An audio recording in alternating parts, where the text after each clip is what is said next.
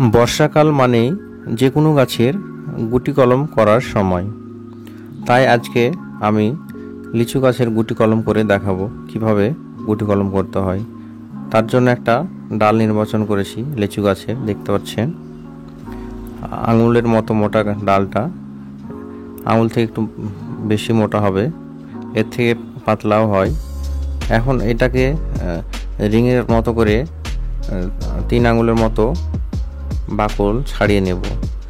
বাকল ছাড়ানোর জন্য দেখতে পাচ্ছেন এখানে হাঁসুর সাহায্যে আগে দাগ কেটে নিচ্ছি, যেন বাকলটা ফেটে না যায় উঠানোর সময়।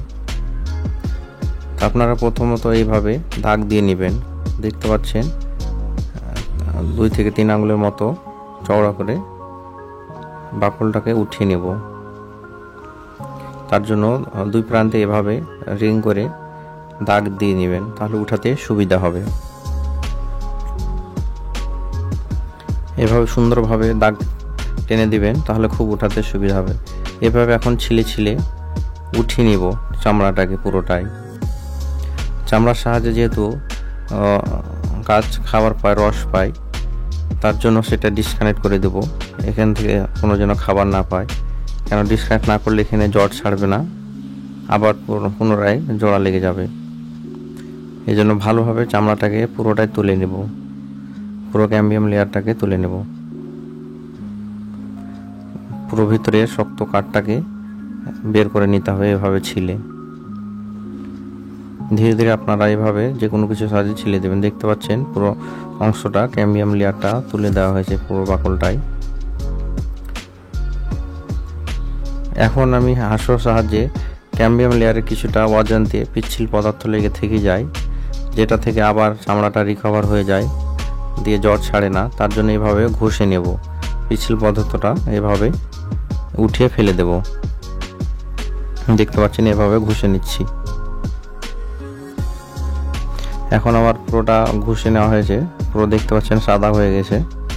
এভাবে আপনারা আগে প্রথমত, এটা আসল কাজ যারা সাকসেস হওয়ার পিছনে, এভাবে বাকলটা তুলে পরিষ্কার করে নেবেন।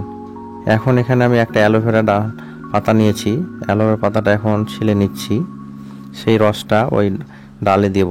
অ্যালোভেরা যেহেতু ন্যাচারাল রুটিং হরমোন থাকে, তার জন্য এটা দিলে চারাটা খুব তাড়াতাড়ি রুট চলে আসে, সাকসেসের পার্সেন্টেজ বেড়ে যায়। দেখতে পাচ্ছেন এখন এই পাতাটা এখানে ঘষে লাগিয়ে দেব। রুটিং হরমোনের কাজ করবে এই অ্যালোভেরা জেল। এই অ্যালোভেরা জেল না দিলেও চারা সাকসেস হবে, সেক্ষেত্রে চারাটা হতে দেরি লাগবে। এভাবে দেখতে পাচ্ছেন 2 প্রান্তটা ঘষে দিলাম। এখন দেখছেন এঁটেল মাটি এভাবে শক্ত করে সেনে নিচ্ছি। খুব ভালোভাবে মাটিটা সেনে নেবেন, যেন ডালে আটকানো যায়। এভাবে টাইট করে সেনে দিলে ভালোভাবে লেগে যাবে। এখন দেখতে পাচ্ছেন নর্মাল একটা পলি ব্যাগ, এই পলি ব্যাগ দিয়ে ঢেকে দেবো, যেন রৌদ্রতে বা বাতাসে শুকিয়ে না যায় মাটিটা, বা বৃষ্টিতে খসে পড়ে না যায়। আমি 2 আঙুল চামড়াটা কেটেছি মাটিতে ঢাকতে সুবিধা হবে, তাই দেখতে পাচ্ছেন মাটিটা এমনভাবে ঢাকতে হবে যেন বাকল ছিলার অংশের 2 প্রান্তটায় ঢেকে যায়। দেখতে পাচ্ছেন হাত দিয়ে 2 প্রান্তটা খুব সুন্দরভাবে চেপে চেপে আটকে দিলাম মাটিটা এবং ঢেকে দিলাম। এইভাবে মাটিটা শক্ত করে আটকে দিবেন। এভাবে শক্ত করে একটু সানলে ডালে মাটিটা নরমালি লেগে যাবে, বেশি নরম হলে খসে পড়ে যায়। এখন প্লাস্টিকটা এভাবে আটকে দেব প্যাচ দিয়ে। দেখতে পাচ্ছেন এভাবে 2-3 বার ঘুরিয়ে আটকে দেব। এখানে সাদা প্লাস্টিকটা নির্বাচন করবেন, তাতে সুবিধা হবে কি, সেখানে রুট আসলে দেখতে পাবেন এবং জানতে পারবেন চারাটা সাকসেস হয়েছে। এইভাবে বেঁধে দিবেন। প্রথমত টাইট করে নিচের অংশটা শক্ত করে আগে বেঁধে দিতে হবে। নিচের অংশটা বেঁধে দিলে সুবিধা হবে। তারপর উপরটা টাইট করবেন। উপর থেকে নিচে নামলে মাটিটা নেমে যাওয়ার চান্স থাকবে ডালের থেকে, তখন সাকসেস হবে না নড়ে গেলে। এভাবে টাইট করে আগে নিচটাকে শক্ত করে বেঁধে দিতে হবে। এরপর উপরটা একটু মাটি থাকবে, ওই হালকা মাটির উপরে বেঁধে দিতে হবে, তাহলে টাইট হয়ে বসে যাবে। দেখতে পাচ্ছেন হালকা মাটির উপরে এইভাবে টাইট করে দিলে মাটির উপর বাঁধলে কি মাটিটা দুই প্রান্ত থেকে চাপা পড়ে টাইট হয়ে শক্ত হয়ে লেগে থাকবে, সেখানে রুট আসতে সুবিধা হবে।